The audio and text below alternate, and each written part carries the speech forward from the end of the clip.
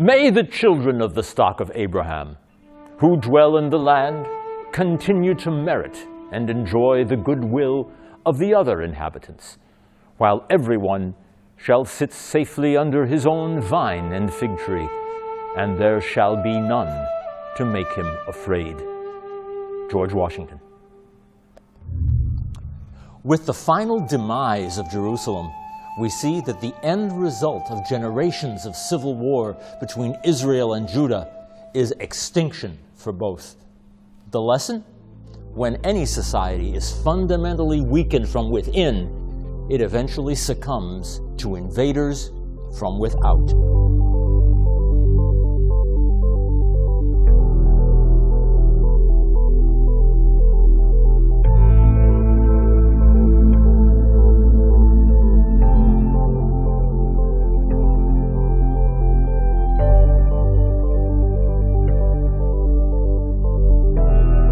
But history also shows that extremity sows the seeds of rebirth, rekindling venerated old ideas and spawning bold new ones. In the case of the Israelites, while 10 of the original 12 tribes have now vanished, 2 of the tribes, Benjamin and Judah, remain uncannily intact in Babylonian captivity. Along the banks of the Tigris and Euphrates rivers, not far from where Abraham and his family had begun their long journey, the Judean exiles are forced to make their new homes. The Bible records some of their lamentations. על נהרות בבל, שם ישבנו, גם בכינו, בזכרנו את ציון. על ערבים בתוכה, תלינו כנרותינו, כי שם שאלונו שובנו דברי שיר, ותוללנו שמחה. שירו לנו משיר ציון, איך נשיר את שיר השם על אדמת נכר, אם אשכחך ירושלים, תשכח ימיני. Nevertheless, the bitterness of exile gives rise to an explosive creative impulse, culminating in the faith we today call Judaism. Ironically, it's the loss of their national identity as a free people living in their own land that causes idolatry to vanish and promotes a new identity and a formally recognized faith, Judaism, to reign supreme in their hearts. With no earthly potentate to guide them, the Torah itself, as God's earthly representative, becomes king. Perhaps by a fluke of history, the 2 surviving tribes, Judah and Benjamin, are not assimilated into the surrounding population, but are actually encouraged to maintain their distinct cultural identity. These exiled Jews, as we now call them, learn to sanctify the smallest details of life, including the foods they can eat and how they must be prepared. In addition to circumcising their children, they perform various purification rituals and recite multiple blessings relating to almost every aspect of their daily affairs. They dream of a new David, a Messiah, a Mashiach, to sit on his throne and set things right once and for all. 70 years will pass as captives in a strange land. The Babylonian Empire will itself fall to foreign invaders, a coalition of Medes and Persians. In the end, a dynamic new emperor will take the helm of a dominion that makes even Babylonia pale by comparison. His name is Cyrus of Persia, and his progressive policies will change everything for the Jewish people. He will even be hailed as the Messiah in Isaiah's prophecies, for he is the one who will issue a magnanimous decree allowing the Jews to return from exile and rebuild their shattered land and their ruined temple.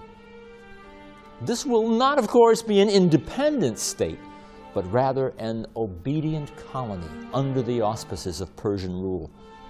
It will be called Yahud, and it will comprise at first only Jerusalem and its general precincts. It will evolve, however, into a new nation that will help shape the course of Western and world civilization.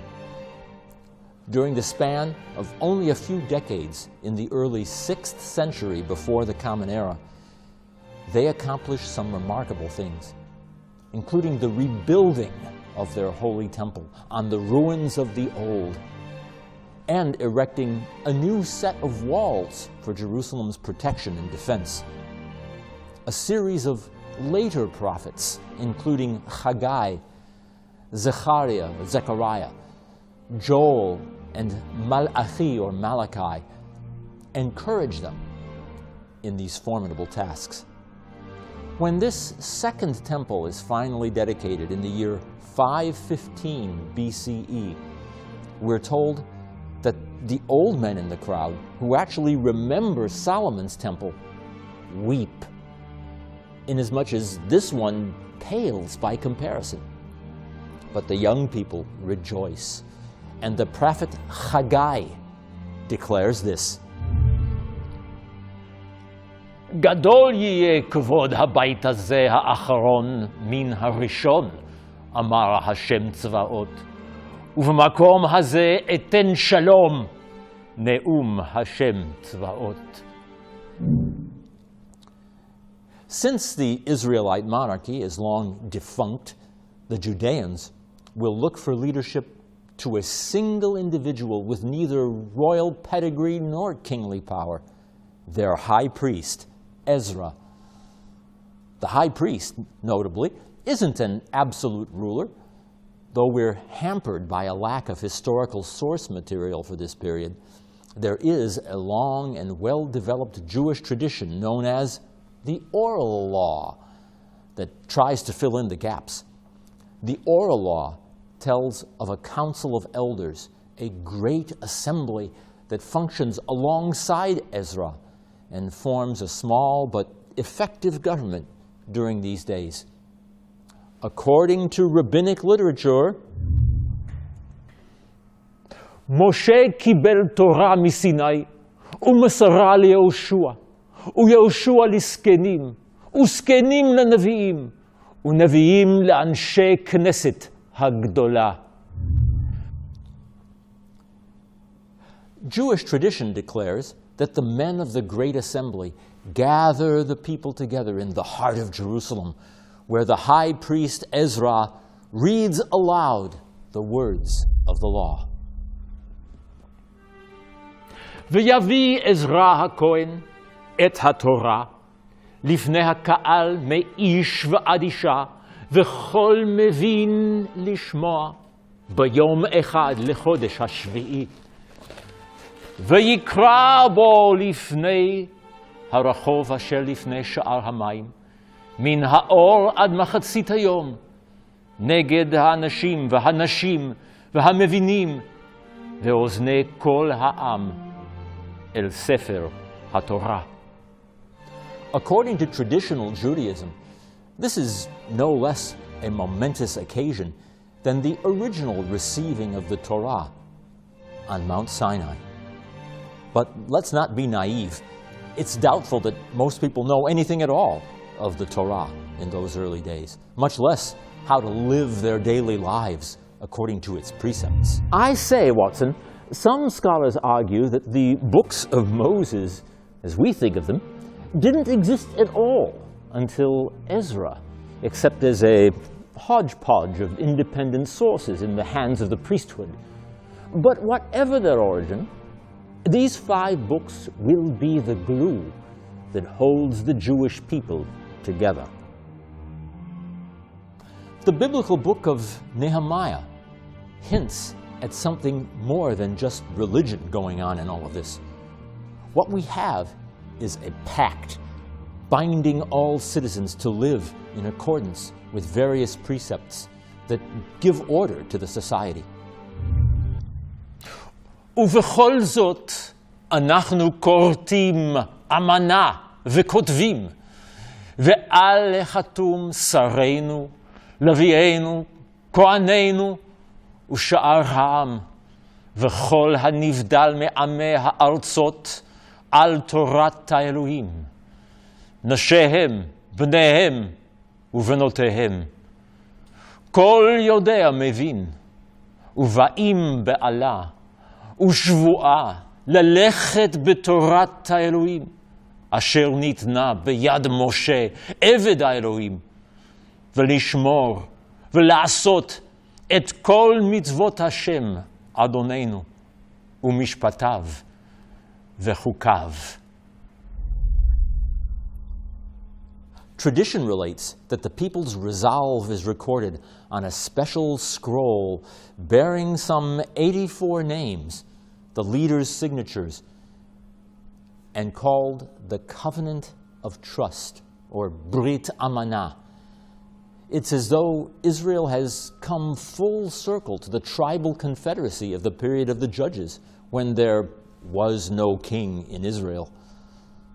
While the main concern of the Great Assembly is the judicial realm of the new society, it is most likely also tasked with overseeing the general welfare of the people, including the distribution of charity to those in want. One noted religious historian argues that the Jewish society of this period spawns an egalitarian and socialist ethic. Socialist? Perhaps. On the other hand, caring for the poor and needy, something this ancient society is proudly doing, does not necessarily a socialist make. Politically speaking, things are about to change when a charismatic young leader from Macedonia named Alexander comes marauding through the land in the early 300s BCE. The culture of Greece, Hellenism, is destined to come along with him. The Judeans in Jerusalem and its surrounding territories are by now well accustomed to foreign domination, seeking only regional autonomy, enabling them to run their own affairs. They are pleasantly surprised when Alexander does just that, confirming the high priest in his office and affirming their right to live under their ancestral laws. The ancient Jewish historian Josephus Flavius writes this: Alexander asked the people what favors he should grant them, and at the high priest's request, he accorded them the right to live in full enjoyment of the laws of their forefathers. Josephus, Antiquities, 11:8, 4-6. The irony is that continuing in the laws of their forefathers means, on a practical level, adopting significant elements of Hellenistic culture. Some of it constructive, some not only foreign, but pagan. The society finds great allure in the art, architecture, theater, athletic competitions, and especially the political ideas of the Greeks. But what to embrace and what to reject? Following the death of Alexander the Great in 323 BCE, tradition recounts that the great high priest known as Simeon the Righteous, Shimon HaTzadik in Hebrew, comes to the fore. As a political leader, he uses his power to strengthen the community in the face of its challenging encounter with Greek culture. Part of that encounter involves fine-tuning their high council by adapting the democratic idea of an assembly of the people who cast votes on important issues facing the citizenry, such as whom to grant citizenship and when to go to war. The Spartan model of such a council of elders is called a gerousia. It's composed of 30 members, 28 being 60 years old and above. The name will be adopted, oddly enough, by pious Jews in Jerusalem, who will now use it to describe the Great Assembly. Other than its name, however, it amounts to a direct continuation of the Council of the Elders of Judah that has been in place since the Persian period. Only its character will change, as both political leadership and land ownership end up in the hands of a small number of priestly families. For almost a perfect century, during the 3rd century BC, the land of Israel will be ruled by the Egyptian branch of Alexander's successors, the dynasty of the Ptolemies. Once again, the Judeans will find themselves under new management. It's the beginning of what one researcher calls a core-to-core culture confrontation that will one day pit the civilizations of Israel's God and Zeus in bitter conflict with each other. One family in particular, the Tobiads, exert inordinate influence on the land, being in the vanguard of Hellenistic culture. Many conundrums now face the Israelite populace, including whether to go to the theater, which is wedded to the worship of pagan deities, and whether to participate in athletic games, which also celebrate the gods and involve the lewd exhibition of gloriously unclad youths. Some in Jerusalem resist the lure of Hellenism. Specifically, a group of pietists known as Hasidim, the Hasidic Jews, who first arrive on the stage of history during these tumultuous times. In 198 BCE, the land once more changes hands, as Egypt's Ptolemies lose to another branch of Alexander's successors, the Seleucid dynasty of Syria. The land of Israel has geographically been a buffer zone between Egypt to the south and Syria to the north. Now, after a critical battle in northern Galilee, the buffer belongs to the Seleucids. At first, they seem respectful of their Israelite underlings, their great king Antiochus III, confirming Jewish ancestral traditions. His decree reads, "Let all of that nation live according to the laws of their own country, and let the Senate, the priests, the scribes of the temple, and the sacred singers be relieved from the poll tax, the crown tax, and other taxes also." Josephus, Antiquities 12:142. Tax relief sounds good in any age, and the Jews hail this as an opportunity to manage their own affairs. Their government will be limited, not tyrannical, with power distributed between the high priest and the great assembly. But this generation's relative freedom is less than a generation from extinction. Things are about to get worse. A lot worse.